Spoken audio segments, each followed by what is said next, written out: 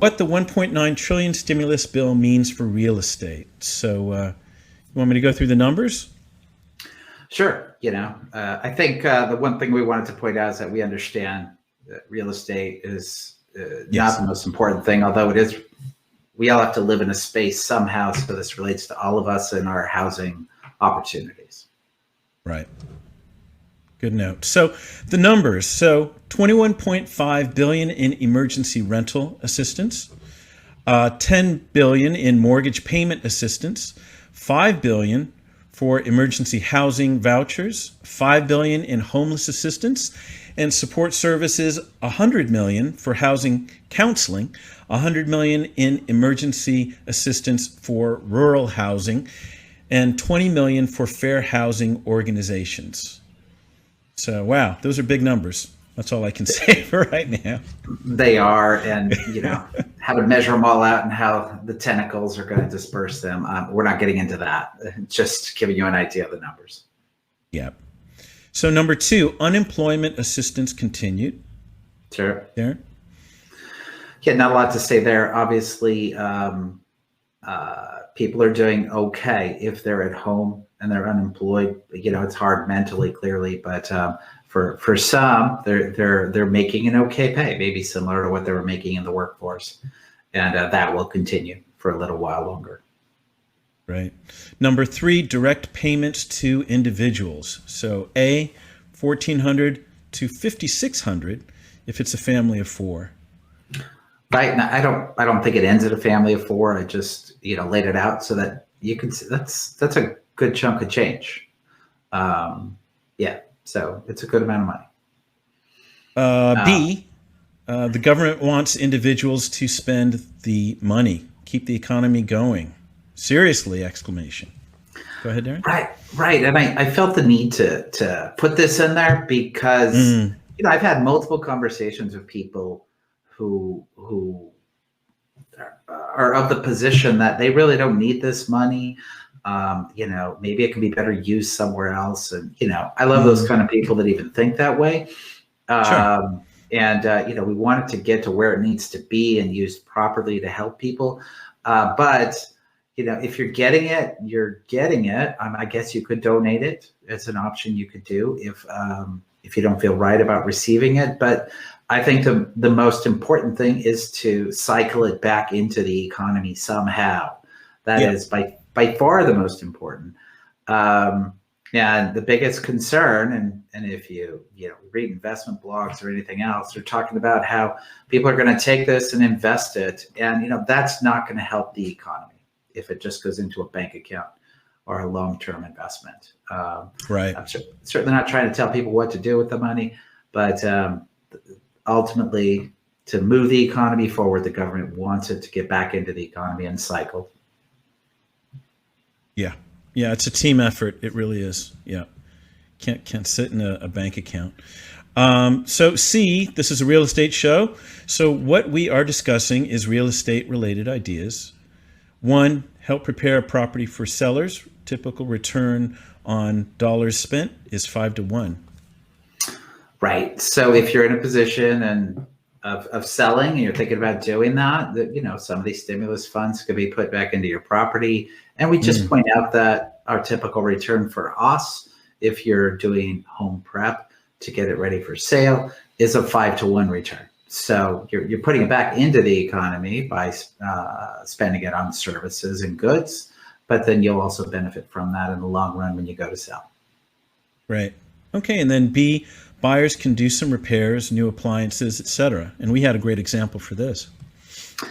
Yeah, we're in escrow with clients that, like many buyers, they're at the top of their range, using all their resources possible. And although they're very happy to be getting in place and have an acceptance, things are thin. So this really could have an impact for them. Yeah. Great example there. Number 3, fix up your home if you're not buying or selling. Right. And we just believe it's always a good investment to keep your home in good shape, do maintenance, repairs, improvements. Again, it's technically putting it back into the economy and creating a long-term benefit for you. Nice. All right. And then number four, 350 billion for state and local governments. Goal one, get schools opened. Yeah, for those that have kids, and I am one of those who, my son's 12. He's been home for a year, and that changes people's lives. I mean, I can say, fortunately, it works for us, and he's at an age where we can leave him alone for a little while. If you have younger kids, you have to be with them 100% of the time, and it changes the whole dynamic of the economy. So money to get schools opened safely and the preparation they need to do that will get the economy moving forward and as safe as possible. Right. Okay. And then goal two, fund vaccination infrastructure. Yeah, that's pretty straightforward. Each town, each city, each state has their own way they're doing it, but it costs money to get the shots out and get the infrastructure just to schedule the appointments and do everything else. And then C, government services, planning approvals, building permits, and timely inspections are at risk of being curtailed or eliminated. Example, ADU approval has gone from 2 to 9 months. Right. So, housing is a big part of the economy. It really is. Building, housing, remodeling, construction. It fuels a lot of industries. Right. So it's not just, people at the top who are the developers making the money. It keeps people employed. It pays people's insurance. It does a lot of things. So when government has slowed down because of the pandemic, and housing departments and planning departments and permits have all been slowed tremendously. It's putting a lag on all of those jobs and all that money being put back into the economy. People are ready to build and employ people and move forward, but it's all slowed down because of COVID. So it's not just about getting the houses built so that developers can make money. It's really about the overall economy and moving it forward. Yeah. And we use the example of the ADU. That is a big attempt to help get more housing more quickly at more affordable prices. And a lot of the structure has been established at the state level and filtered down to all local governments. But one of the components of that was that they were required to have an approval within 60 days for an ADU project. That is now up to, depending on who you speak to, but I've clearly heard, 9 months to get approval. And they're just, I hate to say it this way because I know it sounds discriminatory. They're just using that excuse. I think the city is inefficient at times. I think they should be working to find a way to be more efficient because it also helps bring money into the city. And they just haven't seemed to find a way. It's becoming even less efficient over time. So this will be helpful. Sure. And, maybe we'll talk about this in an upcoming stream, but, in some attempt, the city has created designs, plans that have already been pre-approved, I believe, right, Darren, by the city. So we had a client send that to us. Yeah. Absolutely. And that's fantastic. I mean, they promote on that thing. It says so you have this pre-approved plan. You can move forward in like 1 day. Fine. Just pull it off the shelf, fill out the paper, and you're approved for an ADU. Right. But it's that 1 day could become 7 months is kind of my understanding. Even the pre-approved items are still just heavily delayed. But yeah, it's becoming even more efficient. And that can be an event all by itself. Yes. Well, as you're saying, it solves part of the problem, not the whole problem, but at least it's a start. So that's absolutely good. So, all right, let's move on. Number 5, child tax credit up to $3,600, depending on age, also allows funds to be sent as payment. Right. So this one, along with the $1,400 direct payment, have probably been getting the most press. That what most people have been focused on because it's an individual direct component. So anyone with a child, it used to be there was a $2,000 tax credit for every dependent you had, 18 years or younger. I think that could be extended if they were in college, or don't quote me on that. But they're increasing it to 36.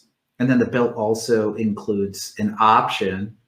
I'm guessing they're going to utilize that option, but to basically send $300 a month to those qualifying students. I think there is an age where it goes from 36 down to 3. I see. So I think it's elementary school ages, the full 36. And then when they get a little older, up to 18, then you get the lesser amount. But if they start sending people checks, I mean, now we're talking a little bit of UBI going on there. To quote Andrew Yang, universal basic income for anybody who has children. They're going to be getting a check every month from the government. Man. Wow. The future is now again. All right. Number 6, $34 billion towards Obamacare to make insurance more affordable. Like, I mean, I don't know what to say. This is one of those add-ons. I'm sure you can tie it to the overall system and the efficiency. And personally, I'm happy it's there. I like things to be efficient and effective. But there's been some hurdles to make Obamacare better and more accessible. And they utilize this opportunity to make that happen. Right. And then number 7. It's my favorite. If you have a child at any time in 2021 or 2021, you will receive $1,400 credit for that child on your tax return. So if you've been thinking about it, better get it done right now. Leave this event and go take care of it. So they've got to be born by 12/31, man. We've got 9 months, right? Right. It's not even a full 9 months. So. So there you go. You can think of your future child. An induced labor by the 31st. It's not coming. Oh boy, the technicalities. I'm gonna go talk to my wife. Right. How much? Do you want another $1,400 this year? Gosh. All right. So it says here previously funded. Number 8, rental and landlord assistance under California SB-91, $1.5 billion federal funds. Right. I felt it's relevant to review this just very quickly. This was previously funded, but it goes into effect. The applications are available. It said end of day today, so I just put by tomorrow. So this is a big deal. Now, this is very directly related to real estate for both tenants and landlords. It leans towards tenants. The majority of the legislation has been all about tenants. Right. So of course, it's nice that this relates to landlords. There are a lot of mom and pop landlords out there. So tenants can get up to $10,000 in past due rent that they haven't paid, but they do have to show, they've had a job loss, and it has to be COVID related, that they're at risk of homelessness. They define that by saying, you can't pay your utility bills, or you're really struggling just to survive. And you have to meet a certain income qualifying element. So item C talks about the 3 rounds, how they're going to disperse the most needy. So they have 3 levels. Now, as a landlord, I don't see the relevance of these levels, but as a tenant, I do. In giving them to the most needy. If you're a 50% median income in your area, so each area has its own median income level. If you're at or below that, you will get the funds first. The second level, communities, if they I don't have the list, but there are communities they will define as being more impacted by COVID than others. So if there's a harder hit area with COVID and they've had more COVID cases, that's the second round they'll want to address. Then the third round is those who fall at 80% or below the median area income.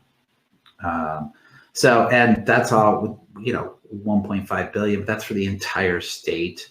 I'll be curious to see, how quickly that gets dispersed, how far it stretches. But it's good to know something's there. And it's helpful. And then the last thing I identify is landlords can collect up to 80% of past rent due. And they cannot assign this to someone else. That's a very interesting thing from a seller's perspective. If you're considering selling your property and past due rent that's owed, that cannot be assigned to the future landlord. You're kind of conceding that lost rent going forward. Same thing applies if, however, well, that is in this for the relief bill. I don't know, be worth looking into, if you go to sell, just if a landlord would have the ability to pursue that in small claims court, if a new landlord would, or if the old landlord would still have the ability to pursue it. I would think it would be the old landlord. But anyways, so you have to get funds from SB 91. The landlord has to be willing to permanently forego 20% of the rent that was owed, and they would not be able to pursue that. That's the only condition for a landlord. Well, again, we're all undergoing some sacrifice here, and it's all a big team. And yeah, there you go. Sure. Give 20%, guys. Yeah. There you go. All right. Well, let's go ahead. Was there anything else more you wanted to cap off on that, Darren? No, I think that, that's it.